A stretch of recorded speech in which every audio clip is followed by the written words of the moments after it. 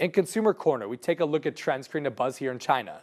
On today's show, we'll discuss the salaries of overseas Chinese graduates who are returning to China. The job market for recent graduates is saturated. There aren't a whole lot of opportunities for those who are just trying to fill a position. If someone wants to make it in China, then they need to have connections that stand out, or found another way to beat the herds, who are also applying for jobs in big cities.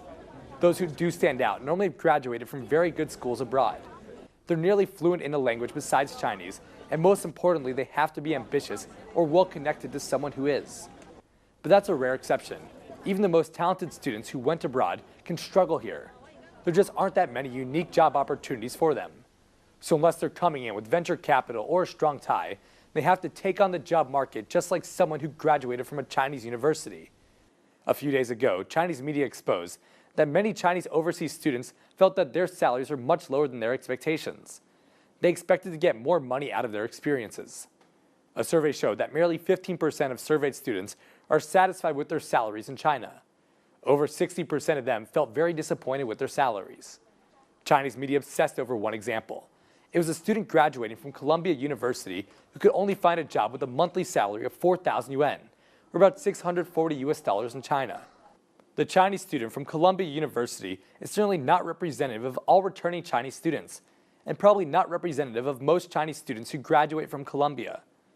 Data from Beijing Taiji Consulting, a large human resources company, shows that those with a PhD can earn a monthly salary of at least $1,500 in 2013. The monthly salary of students graduating from Chinese universities with a doctorate degree was only about $970. The company released that overseas students with higher educations are almost always at an advantage when competing with graduates from Chinese universities. But these students also have to accept the fact that getting a job in China doesn't mean you're going to get rich. Unless they were recruited by a top international company, they probably will have a much lower than expected salary. For most of them, the monthly salary usually ranges from $480 to $800 in the first year when they come back. These salaries can look like pennies on the dollar when you consider the cost of overseas learning. A report on overseas Chinese students shows that about 40% of the students spend between $20,000 and $40,000 every year, and 12% of them spend $60,000 every year.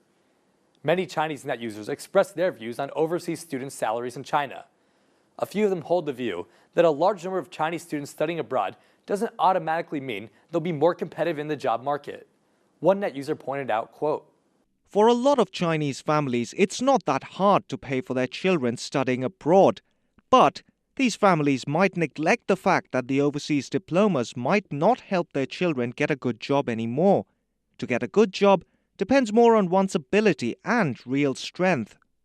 Another net user also noted that the low salaries for overseas students are just a small part of a group. One satirized, quote, "For those students from rich families, it's not a problem at all for them to look for a job.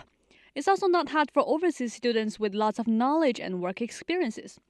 The students who end up getting $640 a month in salary are most likely bad at academics and have low work capacity. If so, the salaries are not low for them at all." Some other net users also make a comparison between investments in overseas education and investment in houses. One wrote, quote, "I suggest Chinese families which plan to send their children abroad should consider investing in houses because the latter seems more worthwhile. A large number of Chinese families think that the overseas diploma will help their children become competitive in the job market. But now that way doesn't work well. It seems wiser to spend the same amount of money investing in the real estate market. The latter's risks are much lower."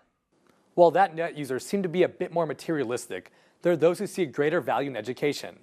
Many Chinese net users think that it's more important to broaden one's horizons and have a better experience in college.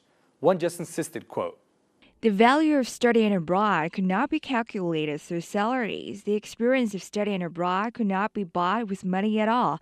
Even though many overseas students cannot get high salaries when they come back, they still get many other things from the overseas learning." A lot of the Chinese students who study abroad come back to China.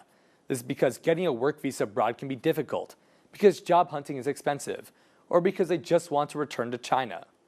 The Chinese government released that in 2012, over 270,000 Chinese overseas students went back to China. That's an increase of about 87,000 from 2011. Experts predict the number will keep increasing in the future.